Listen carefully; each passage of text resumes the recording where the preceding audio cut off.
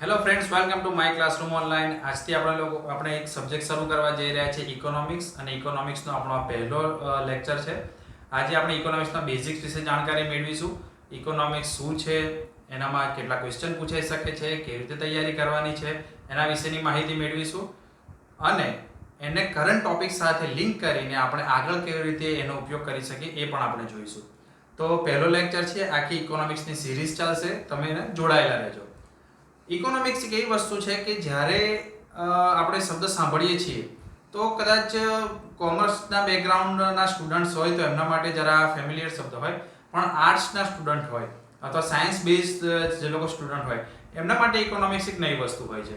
તો સૌ પ્રથમ આપણને એવું થાય કે ભાઈ એ બહુ અઘરી વસ્તુ છે, એને પાછળથી શરૂ કરીશું તો છેલ્લે લઈશું. પરંતુ ઇકોનોમિક્સ એક એવું છે કે જે આપણા ડેઇલી રૂટીનનો ભાગ છે. ઇકોનોમિક્સ એટલે આ અર્થશાસ્ત્રની કોઈ પણ ક્રિયા વગર આપણો દિવસ પૂરો થતો નથી. ક્યાં તો આપણે આખા દેશમાં કંઈક કમાઈશું અથવા આખા દેશમાં કંઈક ખર્ચ કરીશું. મતલબ કે ઇકોનોમીની સાથે આપણે જોડાયેલા છીએ. તેમ છતાં આપણને એના અમુક બેઝિક નિયમોની જાણકારી હોતી નથી. ખાસ કરીને એક્ઝામ પર્સપેક્ટિવમાં જે નિયમની જરૂર હોય છે એ આપણે જાણકારી હોતી નથી. તો આજે આપણે એ બેઝિક નિયમો થોડા જોઈશું, ત્યારબાદ આપણે આગળની ચર્ચા શરૂ કરીશું. તો સૌ પ્રથમ આવે કે વોટ ઇઝ ઇકોનોમિક્સ.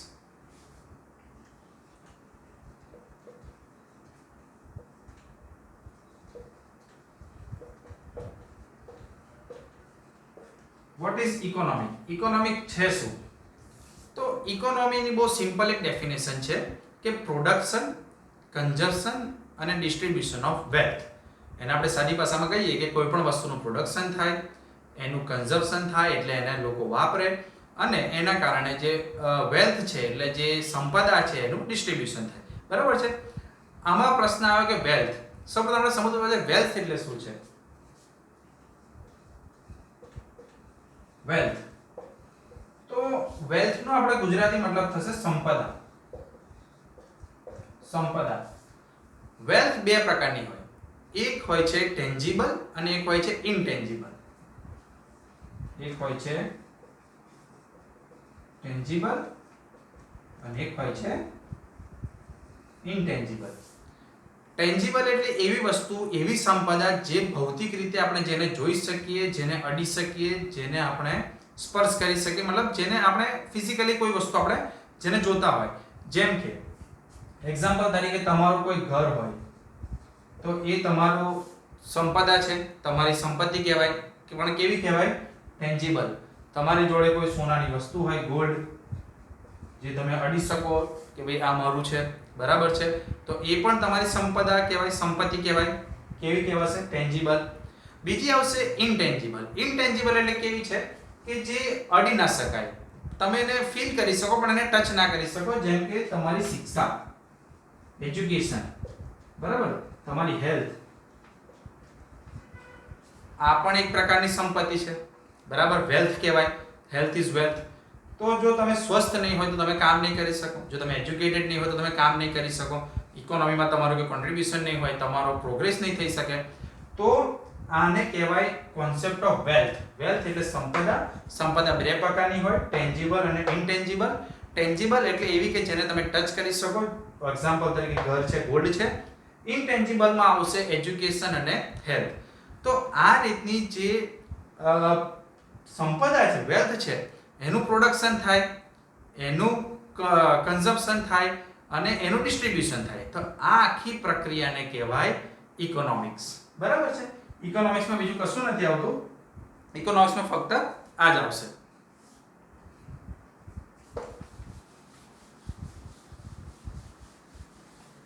બરાબર? તો બેઝિક ઇકોનોમિક્સનો આપણે સમજ્યું સિમ્પલ ભાષામાં કે ભાઈ શું છે, એમાં શું થતું હોય છે. બરાબર? હવે આપણે આગળ જોઈશું કે ઇકોનોમિક્સના પ્રકાર કેટલા હોય છે. બરાબર? તો ઇકોનોમિક્સ બે પ્રકારની હોય છે. એક હોય છે માઇક્રો અને એક હોય છે મેક્રો. બરાબર? માઇક્રો અને મેક્રો, આ બે પ્રકાર કોના છે? ઇકોનોમીના. ઇકોનોમીના બે પ્રકાર છે. બરાબર છે? જો તમે એક્ઝામમાં પણ છે ને આ રીતનો એક ફ્લો ચાર્ટ બનાવતા રહેવાનો. રિટન એક્ઝામ તમે પ્રિલિમ્સ પાસ કરો, રિટર્નમાં આવો ને તો આ રીતનો તમે ચાર્ટ બનાવતા રહેશો ને તો ઓછા સમયમાં તમે જલ્દી વસ્તુ સમજાઈ શકશો સામેવાળા એક્ઝામિનરને, અને એને પણ તપાસવામાં ઈઝી પડશે, બરાબર? તો એ તમને સારા માર્ક્સ આવશે, એની મહેનત ઓછી થશે, બરાબર છે? માઇક્રો ઇકોનોમિક્સમાં શું હોય છે કે એક સિંગલ વ્યક્તિ ઉપર નું જે જ્યારે તમે એક્ઝામિનેશન કરતા હોય કે ભાઈ એક વ્યક્તિએ કેટલો ખર્ચો કર્યો, એક વ્યક્તિએ શું વસ્તુ ખરીદી, એક વ્યક્તિની આવક કેટલી છે, તો એ થઈ જશે માઇક્રો એટલે સિંગલ, બરાબર છે? બધાને આપણે ભેગા કરી દઈએ, બધા સિંગલ ને બધા ઇન્ડિવિડ્યુઅલ ને, તો થશે કોઈ એક જિલ્લાની કે કોઈ એક ગામની, બરાબર છે, અથવા એક આખા દેશની. તો એવું જ્યારે આપણે જોવા જઈએ તો એ થઈ જશે મેક્રો. એટલે ધારો કે અહીં એક વ્યક્તિ છે, બરાબર છે, તો એ રીતનું યાદ રાખવાનું, મેક્રોમાં ઘણા બધા વ્યક્તિ હશે. તો આ તમે જોવા જશો તો આખા દેશની ઇન્કમ, આખા દેશનો ખર્ચો, આખા રાજ્યની ઇન્કમ, આખા રાજ્યનો ખર્ચો, એ તમે જિલ્લા ઉપર આવી શકો. તો આપણા માટે મહત્વનું છે મેક્રો ઇકોનોમિક્સ. કોઈ પણ ક્વેશ્ચન પૂછાશે તો મેક્રોમાંથી પૂછાશે, માઇક્રોમાંથી પૂછાશે નહીં.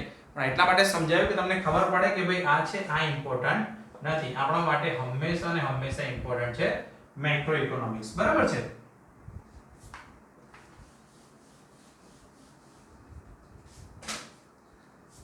હવે ઇકોનોમિક્સમાં બે વસ્તુ હોય, ડિમાન્ડ અને સપ્લાય. એના પર જ બધી વસ્તુ ચાલતી હોય.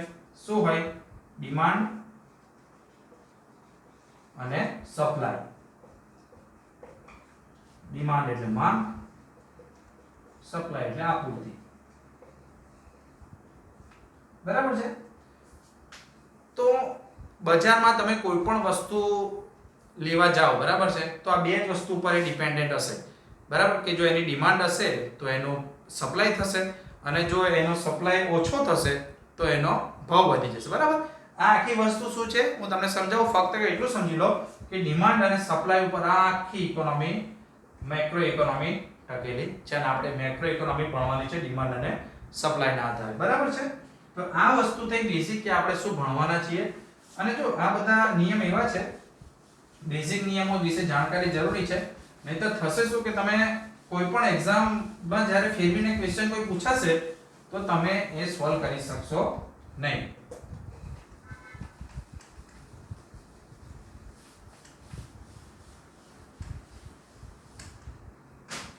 તો સૌથી પહેલા આપણે જોઈએ કે ડિમાન્ડ શું છે. ડિમાન્ડનો મતલબ શું છે? ડિમાન્ડ એટલે થાય માંગ. હવે કોન્સેપ્ટ ઓફ ડિમાન્ડ શું છે? તો કોન્સેપ્ટ ઓફ ડિમાન્ડ એ છે કે કોઈ પણ એક ફિક્સ ભાવ ઉપર જ્યારે ઇન્ડિવિજ્યુઅલ એટલે કે માર્કેટમાં જે લોકો છે એ લોકો જ્યારે વસ્તુઓ ખરીદવા માટે તૈયાર થાય, બરાબર છે, કોઈ ફિક્સ ભાવ હોય ને, ધારો કે એક માની લો કે એક દૂધની થેલી છે 50 રૂપિયાની છે તો બધા ખરીદશે, 500 રૂપિયાની થશે તો એની માંગ કોઈ થશે નહીં, બહુ ઓછા લોકો ખરીદશે, જેને પોસાશે એ ખરીદશે. જનરલ જે માંગ છે એ આટલા રૂપિયા ઉપર એની ટકેલી રહેશે. તો આ જે ભાવ છે એ ફિક્સ એક ભાવ ઉપર જ્યારે કોઈ વસ્તુ માર્કેટમાં વેચાવા માંડે તો ત્યારે કહે કે એની ડિમાન્ડ વેલ્યુ આટલી છે. આનાથી જો એની વેલ્યુ વધારશે તો એની ડિમાન્ડ આપોઆપ ઘટી જશે, બરાબર છે? હવે આપણે એનો આખો કર્વ એક આવે છે એ સમજીએ. એક તમે એ સમજી લો કે કોઈ પણ વસ્તુની જો ભાવ વધશે તો એની ડિમાન્ડ ઘટશે, એટલે કોઈ પણ વસ્તુના ભાવમાં વધારો થશે તો એની માંગમાં ઘટાડો થશે, બરાબર? આ એટલો બેઝિક નિયમ છે કે તમે સૌ જાણતા હશો, પણ તેમ છતાં આને યાદ રાખજો, કારણ કે આગળ ઘણા બધા ક્વેશ્ચન્સ આવશે જે ફેરવીને આમાંથી પૂછાશે કે માંગમાં વધારો, ભાવમાં વધારો થશે તો માંગમાં ઘટાડો થશે. એના માટેનો એક આવે છે, એક આ રીતે એના કર્વથી આપણે સમજવાનું હોય છે કે અહીં હોય છે ભાવ અને અહીં હોય છે માંગ. તો જે માંગનો જે ડિમાન્ડ કર્વ છે એ હંમેશા આમ હશે, આમ. આ કર્વ યાદ રાખવાનો, એક્ઝામમાં બનાવવાનો બી ખરો જો પૂછાય તો. કેમ? કે જેમ જેમ એનો ભાવ વધતો જશે તેમ તેમ એની ડિમાન્ડ જે છે એ ઘટતી જશે, બરાબર છે? અને જો એનો ભાવ ઘટતો જશે તો એની ડિમાન્ડ વધતી જશે, બરાબર છે? હા, અહીં સુધી. તો આ વસ્તુ યાદ રાખવાની છે કે આ જે કર્વ છે એને કહેવાય છે ડિમાન્ડ કર્વ. ડિમાન્ડ કર્વ કે કોઈ પણ વસ્તુની જ્યારે ભાવમાં જેમ જેમ વધારો થશે એમ એની માંગમાં ઘટાડો થતો જશે. બરાબર છે. હવે આ આપણે સમજ્યા ડિમાન્ડ કર્વ. આ રાખું છું એટલા માટે તમે એને જોઈ શકો. બરાબર છે. પણ આ ડિમાન્ડ કર્વની અંદર આ જે એક બેઝિક નિયમ છે કે ભાવમાં જેમ જેમ વધારો થશે તેમ તેમ એની માંગમાં ઘટાડો થશે. એમાં અમુક એક્સેપ્શન હોય છે. એક્સેપ્શન એટલે કેવા હોય છે કે ધારો કે માર્કેટમાં કોઈ દવા છે 500 રૂપિયાની છે. બરાબર છે. 500 રૂપિયાની કોઈ દવા છે. હવે એ દવાને એણે રેટમાં કોઈ વધારો નથી કર્યો, 500 રૂપિયા જ છે એની, તેમ છતાં એની ડિમાન્ડ ઘટી શકે. ક્યારે? જ્યારે સેમ અસરવાળી દવા કોઈ બીજી કંપની 100 રૂપિયામાં બનાવે તો આપોઆપ આની ડિમાન્ડ ઘટી જશે. તો એ વખતે આ નિયમ એના પર લાગુ પડશે નહીં કે ભાઈ એનો ભાવ વધારે એટલે ડિમાન્ડ ઘટી, એવું નથી. એની જોડે માર્કેટમાં બીજી વસ્તુ કોમ્પિટિશનમાં આવી જાય, એટલી સારી વસ્તુ ઓછા ભાવમાં, તો પણ એની ડિમાન્ડ ઘટી શકે છે. બીજું એનું એક એક્ઝામ્પલ આપણે આપી શકાય કે કોમ્પ્લિમેન્ટરી ગુડ્સ. કોમ્પ્લિમેન્ટરી ગુડ્સ એટલે કેવા કે એક વસ્તુ જો હોય તો જ બીજાની વેલ્યુ થાય. એક્ઝામ્પલ તરીકે આપણે જોઈએ ઇકોનોમિક્સમાં છે ને, તમે એક્ઝામ્પલથી દરેક વસ્તુ યાદ રાખજો, નહીં તો તમે ખાલી નિયમ યાદ રાખશો તો ભૂલી જશો. તો કોમ્પ્લિમેન્ટરી ગુડ્સનો એક્ઝામ્પલ શું છે કે ભાઈ ટાયર અને વ્હીકલ. બરાબર છે. ટાયરની વેલ્યુ કેટલી? વ્હીકલ હોય તો હવે આખા વર્ષમાં ધારો કે 1 લાખ ગાડી વેચે તો 1 લાખ ગુણ્યા 4 જેટલા ટાયર બી વેચાશે, એક સ્પેર વ્હીલ બી વેચાશે, 1 લાખ ગુણ્યા 5 કહી શકીએ આપણે. પણ જો વ્હીકલની સેલ એકદમ ઓછી થઈ જશે, બરાબર છે, માર્કેટમાં જો આ વ્હીકલ વેચાતા ઓછા થઈ જશે તો આપોઆપ ટાયરની પણ ડિમાન્ડ માર્કેટમાં ઘટી જશે. તો ફરી એ નિયમ લાગુ પડશે કે ભાઈ એને ભાવમાં વધારો કર્યો એટલે એની ડિમાન્ડ ઘટી, એવું નથી. આપણે એક એક્સેપ્શન છે કે જ્યારે કોમ્પ્લિમેન્ટરી ગુડ્સ હોય. બીજું તમે એક્ઝામ્પલ લઈ શકો ચાર્જરનું, કે ચાર્જરની વેલ્યુ ક્યારે છે? જ્યારે મોબાઈલ બહુ જ વેચાતા હોય ને મોબાઈલ બગડતા હોય તો લોકો ફરી ચાર્જર લે. બરાબર. હવે જ્યારે મોબાઈલનું જ સેલિંગ ઓછું થઈ જશે તો આપોઆપ ચાર્જરનું પણ સેલિંગ એની પાછળ ડાઉન થશે. તો એ થશે કોમ્પ્લિમેન્ટરી ગુડ્સ. તો કોમ્પ્લિમેન્ટરી ગુડ્સ તમને ક્વેશ્ચન પૂછાય છે કે ભાઈ કોમ્પ્લિમેન્ટરી ગુડ્સમાં આ નિયમ લાગુ પડે છે? તો નથી પડતો. કેમ? કે એકનો ભાવ એકની ડિમાન્ડ ઘટશે, એને લીધે આપોઆપ આની ડિમાન્ડ ઘટી જશે. આ જો ભાવ વધારી દેશે અતિશય તો એની ડિમાન્ડ ઘટશે તો આપોઆપ આની બી ઘટી જશે. બરાબર છે. એટલે એ જે છે એ કોમ્પ્લિમેન્ટરી ગુડ્સનો નિયમ, કોમ્પ્લિમેન્ટરી ગુડ્સ ઉપર આ નિયમ લાગુ પડશે નહીં. બીજું આવે છે સપ્લાય.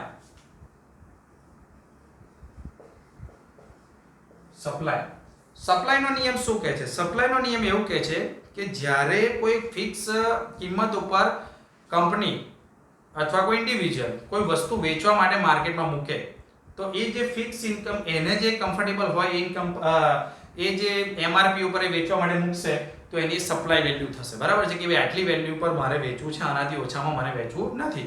તો એક વિલિંગફુલી એક નક્કી કરે માર્કેટના હિસાબે, એની વસ્તુના હિસાબે, તો એ જે વેલ્યુ હોય કોના જે પ્રોડ્યુસર હોય એના મતે જે વેલ્યુ હોય એની સપ્લાય વેલ્યુ કહેવાય કે ભાઈ આટલા એ મારે સપ્લાય કરવો છે, આનાથી ઓછામાં મારે સપ્લાય કરવો નથી. ડિમાન્ડ ઓફ સપ્લાયનો નિયમ શું કહે છે? સપ્લાયનો નિયમ એવું કહે છે કે આ છે ભાવ અને આ છે સપ્લાય, એ હંમેશા આમ હશે. આ કર્વ યાદ રાખવાનો છે. મેં ફરી કીધું એમ કે જેમ જેમ ભાવમાં વધારો થશે એમ એમ તેના સપ્લાયમાં પણ વધારો થશે. બરાબર? ખબર પડી? આ ભાવનું છે અને સપ્લાય છે. પેલો કેવો હતો? સેમ હતું. અહીંયા ભાવ હતો અને અહીંયા હતી ડિમાન્ડ, એ આમ હતું. બરાબર છે. અને આ ક્રોસ હશે. કેમ? કે જેમ જેમ એના ભાવમાં વધારો થતો જશે એમ એમ પ્રોડ્યુસરને તેવું થાય ને કે વધારે વસ્તુ માર્કેટમાં મૂકું તો મને વધારે નફો મળશે. બરાબર? તો એ પ્રમાણે એના સપ્લાયમાં પણ વધારો થતો જશે. તો આ જે છે આ છે ડિમાન્ડ કર્વ, સપ્લાય કર્વ. બરાબર છે. આ છે આપણો ડિમાન્ડ કર્વ. ફરી કીધું ડિમાન્ડ કર્વ શું કહે છે કે જેમ જેમ ભાવમાં વધારો થશે એમ એમ એની માંગ ઘટતી જશે, કારણ કે અમુક લોકોની હદ બહાર જતું રહેશે પછી. અને સપ્લાય કર્વ કહે છે કે જેમ જેમ ભાવમાં વધારો થશે તેમ તેમ એનો સપ્લાય વધવા માંડશે માર્કેટમાં, બરાબર છે. પછી આમાં શું થશે કે એક હદથી વધારે જ્યારે સપ્લાય થવા માંડે ત્યારે પછી ડિમાન્ડ અને સપ્લાય જ્યારે બેલેન્સ થઈ જાય, વસ્તુઓ મળવા માંડે બહુ બધી માર્કેટમાં એના જેવી, જેમ કે ડુંગળીનો 100 રૂપિયા ભાવ હશે, 90 રૂપિયા હશે તો સપ્લાય થશે 100 રૂપિયા થશે તો સપ્લાય ચાલુ રહેશે, કેમ કે હજુ વધારે પૈસા મળે એવા છે. પણ જ્યારે બધા જ લોકો એવું વિચારીને ડુંગળી નું પ્રોડક્શન થશે, બહારથી લાવશે, અહીંથી લાવશે અને માર્કેટમાં વેચવા મળશે, તો પછી પાછું આપોઆપ જે છે એનો ભાવમાં ઘટાડો કદાચ જોવા મળી શકે અથવા ભાવ સ્ટેબલ પણ થઈ શકે છે, બરાબર છે. આમાં પણ અમુક એક્સેપ્શન છે. કેવી રીતે? તો તમે વિચાર કરો કે જ્યારે કોઈ એક વસ્તુ છે જે તમે કે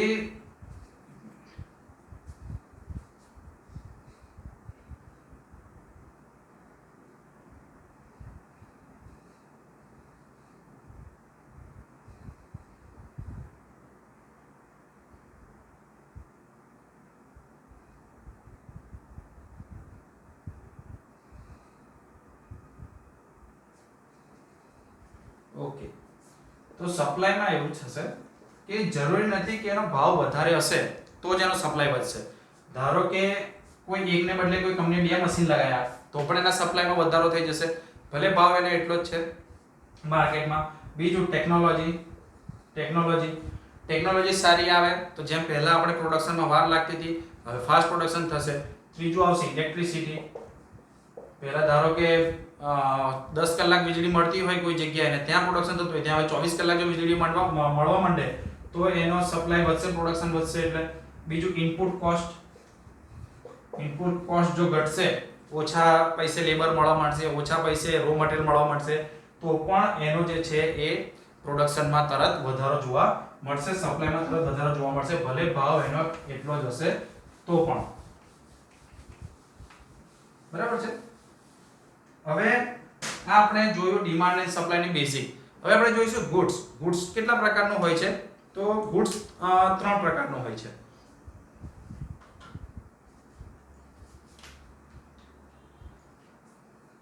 એક હોય છે નોર્મલ ગુડ્સ,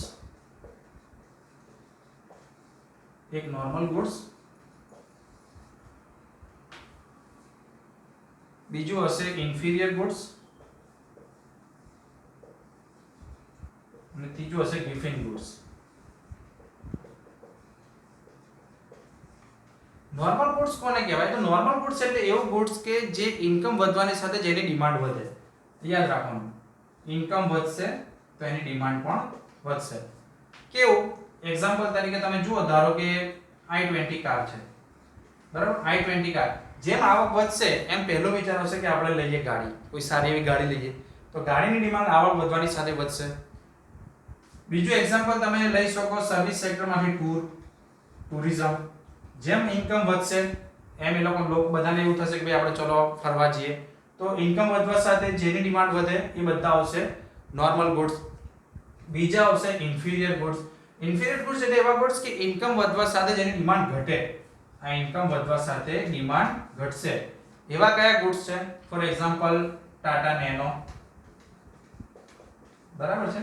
ટાટા નેનો નું આપણે એક્ઝામ્પલ લઈ શકીએ કે જો અમુકથી વધારે ઇન્કમ હશે તો એ લોકો નેનો લેવાનું પ્રિફર કરશે નહીં.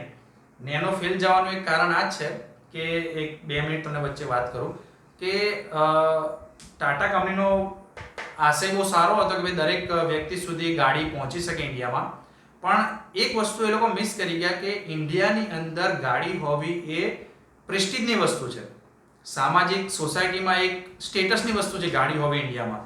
ફક્ત ખાલી આવવા જવા માટે ગાડીનો પર્પસ ઇન્ડિયામાં છે એવું નથી, 4 જણ જોવે ગાડી છે એ મહત્વનું છે. એ લોકોએ એની જે એડવર્ટાઇઝમેન્ટ હતી એ પ્રમાણે કરી કે સૌથી સસ્તી ગાડી, એમાં જે છે ઇન્ડિયન માર્કેટમાં એ ના ટકી શકી. તો કહેવાનો મતલબ કે ઇન્ફિરિયર ગુડ્સનો મતલબ કે ઇન્કમ વધવા સાથે એની ડિમાન્ડ ઘટશે.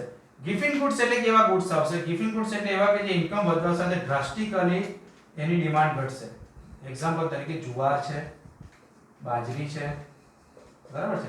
આ વસ્તુ એવી છે કે એક એવી માન્યતા થઈ ગઈ છે કે ભાઈ અમુક થી વધારે ઇન્કમ હોય તો આ બધું ખાવાની જરૂર નથી. ખરેખર આ વસ્તુ સારી છે, પણ માર્કેટના હિસાબે આપણે જો જોવા જઈએ તો જેમ જેમ ઇન્કમ વધશે તેમ લોકો જુવાર બાજરી જો ખાતા હશે તો એનાથી દૂર થઈ જશે, બરાબર છે. તો આજે આપણે લોકોએ જોયું ડિમાન્ડ, સપ્લાય, એના જે બેઝિક નિયમ શું છે, ભાવ વધવાથી શું એમાં ફરક પડે છે, એમાં શું નિયમો, અમુક સપ્લાય જે કોમ્પ્લિમેન્ટરી ગુડ્સ છે તેમાં નિયમ સપ્લાય એનો લાગતો નથી, એ કરો એના પર લાગુ પડતો નથી. બીજું આપણે ગુડ્સના પ્રકાર જોયા, બરાબર છે. તો આજે આપણે આટલું બેઝિક લઈએ છીએ, બાકીનું આવતા ચેપ્ટરમાં શરૂ કરીશું. આજે આપણે એટલું કામ કરવાનું છે કે આપણે જે પણ ભણીશું તેને કરંટ સાથે થોડું કોરિલેટ કરીશું. કરંટ સાથે કોરિલેટ શું છે અત્યારે, તો કોરોના. તો કોરોનાને કારણે ડિમાન્ડ અને સપ્લાય શું ફરક પડ્યો એ તમારે એનાલિસિસ કરવાનું છે. 1 મિનિટ વિડિયો પોઝ કરીને જાતે પહેલા વિચારી જુઓ કે શું ચેન્જ આવ્યો છે. તો ડિમાન્ડ કોની વધી, સેનેટાઈઝર, માસ્ક, બરાબર છે. આ બધી વસ્તુની ડિમાન્ડ વધી. ડિમાન્ડ ઘટી પણ છે કોની, જેમ કે ટુરિઝમ ની ડિમાન્ડ ઘટી, પેટ્રોલ ની ડિમાન્ડ ઘટી. તો આ માર્કેટ ફોર્સિસ કહેવાય, ડિમાન્ડ અને સપ્લાય. જ્યારે પણ તમે કોઈ ન્યૂઝ વાંચો અને એમાં વાંચો કે માર્કેટ ફોર્સિસના આધારે આ ડિસિઝન લીધું